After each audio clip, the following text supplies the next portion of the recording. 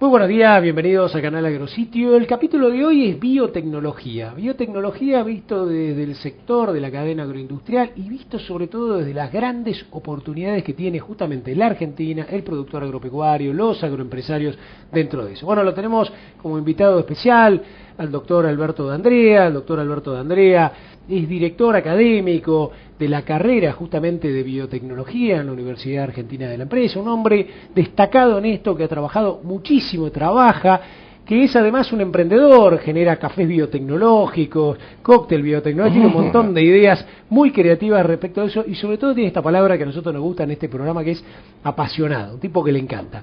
Bueno, bienvenido Alberto, un gusto tenerte acá en el programa. Primera pregunta que te voy a hacer, y tiene que ver un poco desde el otro lado que lo miran los productores, es: hay alrededor de 10 universidades en el país que tienen ya biotecnología, sí. Hay una cantidad importante de graduados y sobre todo, bueno, vos has logrado algo bastante récord, que es más de 100 chicos jóvenes enganchados en una carrera como biotecnología por año. Sí, en realidad es una carrera para gente joven, es decir, las oportunidades que da la biotecnología no la da ninguna otra disciplina en este momento. La biotecnología está dando respuestas en 4 áreas centrales: salud, alimentos, energía y medio ambiente, a todas las problemáticas que hay en el mundo, ¿no? Nosotros tenemos un mundo que anda bastante mal económicamente, fundamentalmente porque los recursos se agotan, y ahí aparecen los biotecnólogos con la posibilidad de generar recursos renovables en forma sustentable, no contaminante, y eso obviamente entusiasma mucho a los jóvenes y le da un papel protagonista, ¿no? A través del conocimiento van a tener un papel protagónico. No siempre el papel protagónico hay que hacerlo desde la política partidista, claro, ¿no? Claro. Es decir, desde el conocimiento ellos pueden dar soluciones a los grandes problemas que tiene y que ponen en riesgo la vida del planeta, ¿no? Pensemos nosotros que en 1950 había 2.500 millones de habitantes en la Tierra y hoy hay 7.000. Nunca antes en 6 años se aumentó 4.500 millones de habitantes, claro. Y eso nos trae grandes problemas. Necesitamos más alimentos, el hombre de por sí es contaminante, hay que eliminar o trabajar para mejorar lo ambiental, hace falta mucha más energía, hay que disminuir drásticamente los gastos en salud. Y en realidad, cuando uno mira un poco el abanico de disciplinas, cómo se ha fragmentado el conocimiento en el mundo, fragmentado, pero además se complementa, que es una idea importante, sí, ¿no? Pero porque en realidad a trabajar más en red, ¿o no? Hay algunos autores que dicen que se ha fragmentado tanto el conocimiento que la persona no puede comprender el mundo. Ajá. Y entonces, desde ese punto de vista, la biotecnología integra todos estos sectores, integra alimentos, salud, medio ambiente, energía, todo en función de ¿qué? De dar respuestas a estas necesidades socioeconómicas que no se sabe bien cómo se puede hacer de otro lado. Porque el biotecnólogo cuenta con 2 cosas que son fundamentales. Hoy conoce 65 millones de genes y la ingeniería genética. Nadie tiene más para solucionar las problemáticas de esta época. Se conocen hoy 65 millones de genes, producto que se conoce el genoma del hombre, de la soja, del maíz, del trigo, del piojo, de microorganismos. Entonces, con esos millones de genes y la ingeniería genética, que es la herramienta que tenemos para ponerlo de un lugar a otro, nosotros podemos hacer biofábricas. Hagamos microalgas, que las microalgas no usan combustible fósil, usan energía solar, consumen dióxido de carbono, que tenemos que disminuirlo en la medida que podamos, y su procedimiento está catalizado por enzimas. Y eso es totalmente ecológico. Pero aparte, y ¿cómo hacemos para que esa biofábrica transgénica produzca lo mismo que hace en la industria química, por ejemplo? Bueno, para eso tenemos los 65 millones de genes y la ingeniería genética. Entonces, es todo un panorama muy distinto, que incluso en el mundo se ve con cierta claridad cómo los capitales se van desplazando hacia energías más limpias, hacia formas de producción más limpia. Y no hay muchas posibilidades. Uno estudia a veces de una disciplina, otra disciplina, nadie puede dar respuesta a tantos problemas, y yo te diría que, según muchos autores, es la única que puede dar respuestas, ¿no? Acá es muy interesante el tema del padre de la bioeconomía, ¿no? El padre de la bioeconomía era Nicolás Georgescu Roentgen, un rumano que trabajaba en la Universidad de Chicago. Y en 1966 tira dos misiles, digamos, a la economía clásica, diciendo que va a fracasar. Y dice que va a fracasar porque toda teoría económica, de alguna forma, tiene que cumplir con las leyes de la naturaleza, con las leyes de la física y de la química. Y como cualquiera hace una teoría económica que no necesariamente tiene en cuenta las leyes de la naturaleza, que la mayoría de los que se estaban usando iban a fracasar en un tiempo determinado. ¿Por qué? Porque en 1920, en 1925, cuando aparecieron las principales escuelas económicas, en el mundo no había 2.000 millones de habitantes y sobraban los recursos naturales. Hoy es justo al revés.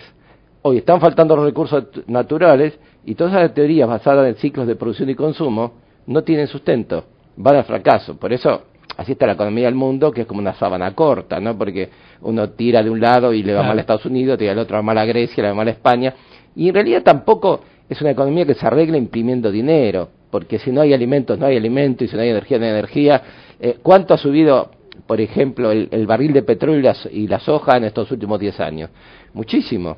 Entonces, no nos damos cuenta que tenemos que ir a esa bioeconomía, ¿sí?, que nos asegure recursos naturales para todos los habitantes del planeta, y que la ciencia, tecnología, que es capaz de producirle eso a la bioeconomía, es la biotecnología. Y el motor productivo va a ser la biofábrica transgénica. Entonces, a ver, un joven que entienda esto, que lo comprenda, porque muchas veces está distorsionado lo que es la biotecnología. Cualquiera se cree que hace biotecnología por hacer algo con algo biológico, claro, ¿no? Claro. Que lo comprenda, evidentemente es algo que le da un protagonismo a futuro y posibilidades de realización de muchísimas áreas distintas y contribuyendo siempre a lo que hace falta, ¿no? Alberto, vos que estás tan en esto, estás tanto con la juventud, tenés varias camadas incluso de biotecnólogos recibidos. ¿Cómo está la Argentina, viéndolo en el mundo? Seguramente mucho mejor que Europa, porque Europa sí, esto no lo termina de entender. Sí. O que África, que seguramente va a ser uno de los primeros que lo va a adoptar en el momento que haga el despegue. Pero respecto a otros países, ¿cómo estamos? ¿Y qué oportunidades tenemos, no? Porque a mí me da la sensación cuando uno mira, qué sé yo el otro día comentaba con el tema de la ley de semillas, el primer evento biotecnológico en la Argentina, yo lo vi, era una soja en el año 96 que estaba en Expo Agro, estaba ahí. Y bueno, nosotros fuimos líderes porque teníamos de ahí algo que tenía de ingeniería genética. Ahora seguimos teniendo ese mismo gen. Y ya hay países como Estados Unidos que tiene 7, claro, Brasil tiene variantes. Digamos, exactamente, digamos, ¿cómo estamos en Argentina y cuánto tenemos para hacer? Dividamos las cosas en cómo estamos naturalmente como país y si hacemos lo que tendríamos que hacer para progresar en biotecnología. A ver, nosotros tenemos dos grandes cosas. Tenemos biomasa, tenemos muchísima biomasa desperdiciada, pero cuando hablo de biomasa hablo hasta de lo que uno podía poner en un biogenerador de gas, claro, ¿no? Los mismos residuos orgánicos, mismo materia biomasa, fecal, ¿no?, en los generadores de gas. Es decir, tenemos muchísima biomasa y tenemos una historia en educación. Los biotecnólogos, bueno, no son profesiones relativamente nuevas, digamos 20, 30 años, pero nosotros siempre hemos tenido buenos químicos biológicos, buenos biólogos, buenos bioquímicos, es decir, tenemos tradición en el conocimiento necesario y desarrollo del conocimiento necesario, porque de hecho se desarrollan y hasta se patentan en este momento bastante dentro de lo que es nuestro ámbito, y tenemos recursos naturales. Hay algunas políticas que están consideradas dentro de unas áreas prioritarias para el país. Se dan algunos préstamos no retornables del FONTAR, por ejemplo, para productos biotecnológicos declarados de interés nacional, como puede ser una vacuna o por el estilo. A mi entender, lo que está faltando es atraer más a los capitales, ¿no? Yo siempre a veces veo algún asistente de un gobernador o qué, porque no hablo con los gobernadores, pero generalmente todos los días, pero digo, bueno, ¿por qué no hacer un parque biotecnológico? Y ofrecerle, por ejemplo, hay empresas españolas que tienen muy buena biotecnología, muy aplicada, ofrecerles que se vengan. Hay muchísimos que quieren venir. Hay muchísimas empresas que quieren venir a América Latina en general, porque en este momento está muy bien posicionada frente al agotamiento de recursos que hay en el mundo. Y bueno, hay que generar ciertas condiciones, pero un gobernador con un poquito de imaginación, digamos, de emprendedor, dice, bueno, vamos a hacer un parque biotecnológico, a ver, no le cobramos impuestos por 10 años, porque aparte, esas empresas que vienen, que ya tienen todo listo para producir, también nos dejan conocimientos prácticos que se van a extender en todo el país. Sí, inversión, conocimiento. Yo creo que falta, ¿no? Faltan emprendedores, y a veces emprendedores con cierto peso político o económico. De todas formas, la Argentina, a ver, yo tengo registrados aproximadamente 140 empresas biotecnológicas, muy grandes, muy chicas, hay un proyecto muy grande, yo te comentaba el otro día, Bioceres, ¿no? Un proyecto que está en Rosario, con mucho capital, además, pequeños capitales de muchos productores y gente de la agroindustria. Hay empresas, incluso ahora se van a instalar en Tucumán también, para hacer un centro de investigación. Evidentemente, falta por ahí que tiene que haber un apoyo que puede venir por varias vías, porque el biotecnólogo en sí, a ver, es una profesión, la biotecnología, muy particular. La biotecnología hace innovadores tecnológicos. Hay pocas carreras que hagan innovadores, prácticamente yo no conozco otra. A ver, ¿qué es una innovación? Cuando parte de la idea de la investigación y llega al producto aceptado por la sociedad, comercializable, no un producto que no quiere nadie. Eso requiere que el biotecnólogo sepa hacer 4 cosas. Investigar en biología molecular, que es la base de todo lo que puede hacer él prácticamente. En base a esas investigaciones, o las que han hecho otros fundamentalmente, desarrollar nuevos productos. Esos nuevos productos hay que producirlos en cantidad, con calidad y eficiencia.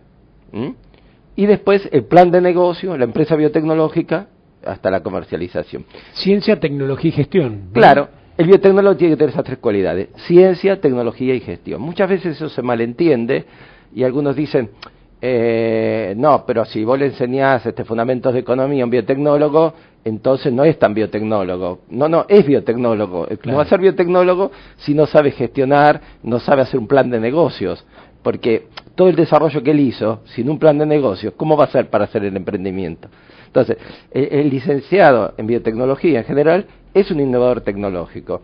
Entonces me decís, ¿sabe mucho de investigación? Sabe lo necesario. ¿Sabe mucho de tecnología? Sabe lo necesario. ¿Sabe mucho de gestión? Sabe lo necesario. Pero es un facilitador. Claro. Entre la academia, la producción y la comercialización. Y el mundo de los negocios. El mundo de los negocios. ¿Qué es lo que hace falta hoy? Porque en realidad, a ver, yo como investigador publico un trabajo y lo dejo ahí 20 años para ver si a alguien le sirve. No, el biotecnólogo ya está investigando las respuestas que necesita. Por ejemplo, yo te puedo hablar de Craig Venter, ¿no?, que es uno de los grandes biotecnólogos que tenemos, a pesar que como es de mi edad no tiene título de biotecnólogo porque no existía la biotecnología como carrera formal. Pero Craig Venter, el armado, es muy prestigioso en el mundo, un equipo de 30 investigadores dirigido por un premio Nobel. Y es el que va en punta a lo que se llamaría una biofábrica transgénica. Entonces él está modificando una pequeña microalga, Botryococcus se llama, que tiene muchos hidrocarburos en su composición, y la está modificando genéticamente para que en un solo paso, como producto de su metabolismo, dé octano. Octano es la nafta común. ¿De qué estamos hablando? Sí, sí. De no extraer petróleo, de no extraer combustible fósil que termina dando dióxido de carbono, de no hacer cracking, topping, toda la industria petrolera con toda su complejidad, sino de tratar de hacer que una microalga que usa nada más que energía solar, que dicen que queda por 15.000 millones de años, con lo cual no nos preocupa mucho, que consume el dióxido de carbono, que no viene mal bajar los niveles de dióxido de carbono o mantener un equilibrio, a lo sumo, catalizada por enzima, limpia la catálisis enzimática, y que produzca nafta. Lo único que habría que hacer es sacarle la humedad, secarla. Y ustedes me dicen, ¿y está muy lejos de eso? Bueno, la ExxonMobil, que es prácticamente la primera petrolera del mundo, le dio $600 millones para que apure ese tipo de investigaciones. Pero ahí es lo que te decía yo. Yo puedo desarrollar un producto. Yo me voy al laboratorio y hago 1 litro de biodiesel. Es magnífico, buenísimo, de primera calidad. No sirve para nada. Porque nosotros tenemos que producir biocombustible para 1.000 millones de vehículos por día, a razón de un equivalente a 90 millones de barriles de petróleo diario. Entonces, lo que yo pueda hacer como un desarrollo, si no tengo la tecnología para producirlo en cantidad, calidad y eficiencia, tampoco me sirve. Entonces, el gran problema de este tema de los biocombustibles es pasar a gran escala de producción y desprenderse de lo que puede hacer utilizar alimentos. Claro. ¿Cómo ves la aplicación de la biotecnología, por ejemplo, vos decías biofábrica, ¿no? Yo voy a usar un poquito ese nombre tuyo que me parece genial. Pero imaginar una planta, ¿no? Entonces imaginar decir, bueno, a ver, yo tengo una planta de maíz, pero esta planta de maíz produce determinados aminoácidos, ¿no?, determinados ácidos grasos, etcétera, etcétera, que permitan de repente bajar los niveles de colesterol, aumentar de repente la capacidad de los glóbulos rojos para tener más viabilidad, o sea, distintos tipos de cosas. Es decir, que un productor diga, bueno, a ver, yo estas 10 hectáreas, o estas 100 hectáreas, o estas 1000 hectáreas, estoy produciendo de repente medicamentos, o estoy produciendo vitaminas o nutrientes, etcétera, etcétera. Lo mismo con el girasol, con el sorgo, etcétera. Sí. ¿Cómo lo ves eso? A ver, eso tecnológicamente factible de hacer. Acá viene un tema que es crucial en este planteo que yo hago, es decir, si las tierras aptas para cultivo van a aumentar en la tierra o van a disminuir. La tendencia es que van a disminuir, porque cada vez vamos a tener más sequía, cada vez vamos a tener zonas más inundadas.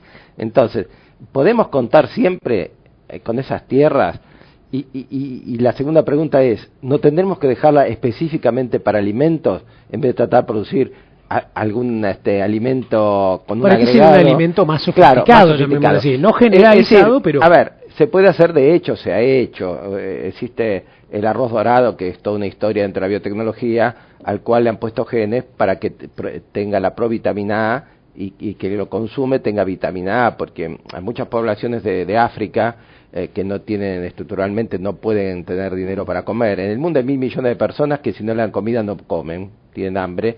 Entonces, ¿qué le mandan generalmente? Arroz.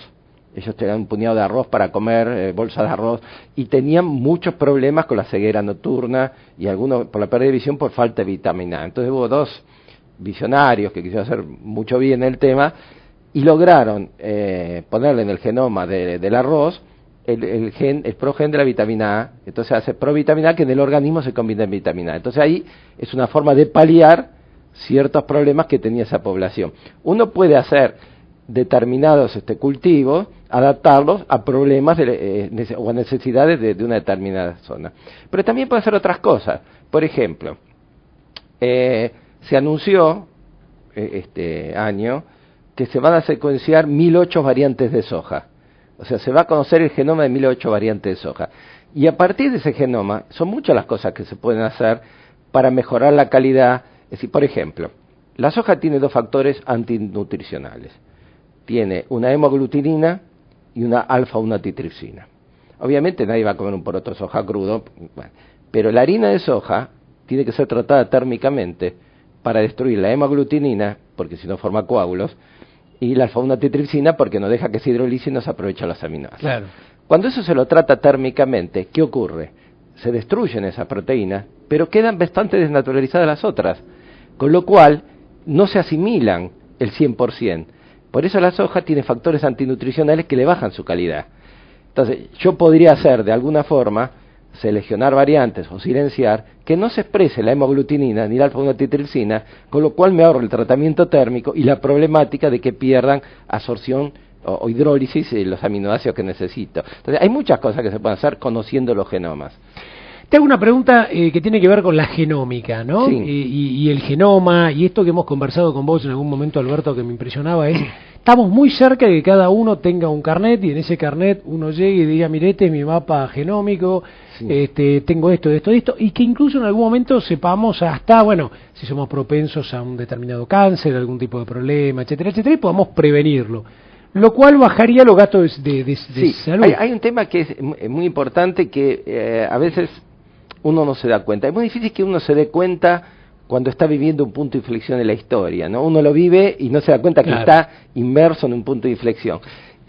Cuando se terminó el proyecto Genoma Humano, por el año 2000, que el 2000 estuvo el primer borrador, pero completo más o menos, digamos 2002, 2003, definitivo, la gente que sabe, o los bioemprendedores, como digo yo, se dieron cuenta que ese proyecto que se había hecho, ese genoma que se había hecho, era de 1 a 2 personas, que costó $3.000 millones y se tardó mucho tiempo, y que si bien se había demostrado que se podía hacer y que podíamos conocer todo nuestro genoma, no tenía utilidad práctica si no se lograba un equipamiento como para hacerlo en 3 o 4 horas y en un gasto mínimo, digamos $100, $200 como máximo.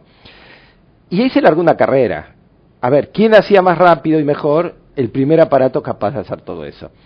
Esa carrera prácticamente terminó en el 2012, ya salió el primer aparato, se llama Ion Proton, lo pueden buscar por internet si alguien quiere verlo, que se ha empezado a comercializar. Es un aparato de costo relativamente económico para un hospital, una clínica, mismo para un centro de agrogenes que estudia genes, que va a permitir en 3, 4, 5 horas, tampoco es tan importante, que tarde un día, digamos, no es tan grave, por un valor que todos dicen entre $100 y $1.000, que por ahí sale a 400 y va a empezar a bajar porque ya está por entrar el segundo y el tercer aparato. Hay uno muy muy importante, un consorcio IBM Roche, que también van a largar su aparato sobre fin del año que viene, con lo cual en muy poco tiempo, a lo que es el tiempo histórico, digamos 5, 6, 7 años, calculamos que por ahí 3.000, 4.000 millones de personas del mundo pueden tener su genoma. A partir de ahí, nosotros vamos a ir a una medicina genético-molecular. Nosotros vamos a decir, mira, esta vez el genoma que te hiciste este año con respecto al del año pasado o el anterior tiene 20 mutaciones nuevas. 10 de estas mutaciones, esas 10, nunca produjeron nada malo. Pero estas 12, en un 75%, terminaron en un cáncer a 6 años. Entonces nosotros vamos a ir en diagnóstico genético molecular que va a permitir ahorrar muchísimo dinero a los estados en enfermos terminales. Es decir, todo lo que es quimioterapia, medicamentos oncológicos son muy costosos, que también hay un montón que está haciendo la biotecnología, lo que es terapia intensiva. Todo ese, y hablo de los estados, porque por ejemplo en la Argentina los medicamentos oncológicos se dan de forma gratuita, es mucho gasto para los estados en la medida que cada vez salen más medicamentos y más costosos. Y todo ese dinero, si se usa con inteligencia, habría que volcarlo a producir más y mejores alimentos, para evitar que esas casi 1.000 millones de personas del mundo tengan hambre o mueran 25.000 chicos por día por desnutrición. Que a su vez, volcando ese dinero para el área de alimentos, vamos a tener también menos problemas de salud a la larga. Entonces, acá hablamos de lo que sería, yo a veces suelo decir, el Robin Hood económico del siglo XXI, ¿no? Porque la biotecnología va a permitir bajar los gastos de salud con un diagnóstico muy importante a través de nuestro genoma y destinar a los estados lo que se ahorre de eso, va a ser mucho dinero, si se maneja bien y con honestidad, obviamente, pasarlo a generar más y mejores alimentos. Incluso a dos puntas. Por un lado va a proveer el dinero que hacía falta y por otro lado la parte biotecnológica propiamente dicha de cómo mejorar nuestros alimentos y nuestra cantidad de producción. Por eso yo creo que entusiasma tanto a los jóvenes, ¿no? Es decir, uno se siente que puede ser protagonista del futuro. No muchas veces el futuro tiene en cuenta a los jóvenes, pero acá es un futuro que hay que capacitarse. Y hay que capacitarse en forma. Capacitarse en forma es en lo científico, en lo tecnológico, en la gestión. Y como diría yo, uno es biotecnólogo o no es biotecnólogo. Yo puedo estudiar una carrera y que al final me pongan 3 materias de biotecnología y me digan orientación biotecnología. Y soy una persona que sabe 3 materias de biotecnología o 3 contenidos importantes de biotecnología, pero no soy biotecnólogo. No mamé eso de, claro, de investigar, de desarrollar, de hacer un plan de negocio, de emprender algo nuevo. Entonces es toda una formación particular y que realmente es para gente joven, porque si bien la biotecnología, digamos, un 50% ya está hecho, digamos, lo que tiene que hacer, lo que resta por hacer tal vez sea lo más importante para todos nosotros, ¿no? Cuando comencé esta nota mencionaba la importancia de la pasión, ¿no? De la pasión aplicada y cómo eso de alguna manera moviliza a personas, sobre todo los jóvenes, que nosotros lo vemos siendo padre todos los días, la importancia de movilizarlos, de pensar en ellos a futuro, etcétera. Te voy a hacer la última, Alberto, y tiene que ver con algo que vos dijiste, ¿no? Bioemprendedor, emprendedor, pasión. Y quisiera que nos contaras, si podés brevemente, estas experiencias que has hecho vos, ¿no? El café biotecnológico, creo que estás ahora en una nueva lanzando, digamos, sí, todas las cosas que has ido haciendo, los blogs, como para tratar de comunicar, que claro, sin duda lo haces a partir de la pasión, sí, ¿no? A veces uno piensa que un bioemprendedor es alguien que hace una empresa, nada más, ¿no? Cuando yo empecé a trabajar con las carreras de biotecnología, prácticamente en el 2005, me di cuenta que mucha gente no tenía la menor idea de lo que era la biotecnología. Y lo que era peor, que muchos que se creían que sabían lo que eran, tampoco lo sabían y lo contaban mal. Entonces digo, bueno, hay que hacer mucha docencia. Pero, a ver, ¿cómo hace uno docencia no formal? Va a andar por la calle explicando lo que es la biotecnología, imposible. Entonces, generé un espacio que se llamó Café Biotecnológico, que tuve todos los sábados durante casi 7, 8 años en la UADE, donde venía gente. Nosotros publicamos en la agenda de los diarios, la gente se fue enterando de boca en boca, pero hasta el punto que ha venido gente de la más variada. Han venido, obviamente, estudiantes del secundario, de las carreras, han venido directores de empresas, han venido inversores que querían entender bien lo que es la biotecnología. O sea, hemos hecho una docencia de casi 7 años, explicándole a todo el mundo que quería saber qué era la biotecnología. Y ha dado bastante resultado. Hoy en día la gente sabe mucho más lo que es la biotecnología y sabe también mucho más de la importancia que tiene la biotecnología para la vida en el futuro, ¿no?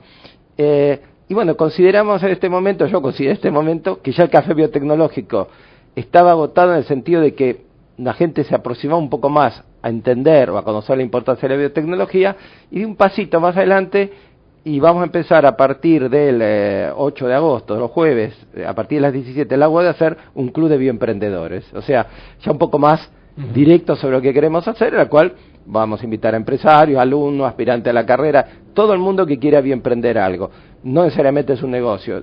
Por ejemplo, en nuestro café biotecnológico ha salido el primer simposio UADE de biochips, que fue el primero que se hizo en América Latina, y después hicimos el primero, el segundo, el tercero y el cuarto, y hasta llegamos a hacerlo internacional, porque muchas empresas, yo me acuerdo porque la primera empresa que hizo un biochip en el mundo se llama Affymetrix, que es de Estados Unidos, y después del tercer simposio de UADE de biochip dije, mira, yo no hago el cuarto siempre con los mismos. Contanos qué es el biochip así brevemente. Bueno, el biochip, microarray, son dispositivos que, entre otras cosas, permiten analizar un montón de genes en poco tiempo, ¿no? Ajá. Así, por ejemplo, yo te puedo contar que hay un biochip hecho para identificar bacterias, que vos podrías con ese biochip en muy poco tiempo saber todas las bacterias que hay en el riachuelo y saber si esa te puede servir para producir algo. ¿Lo sabrá la Corte Suprema? Sería bárbaro si avanzamos en eso, ¿no? Sí, bueno, es una instancia, digamos, a posterior probablemente. Pero bueno, entonces, claro, como acá no se hablaba del tema, no se ve nada, tuvieron mucho éxito, han venido hasta 300 y 400 personas.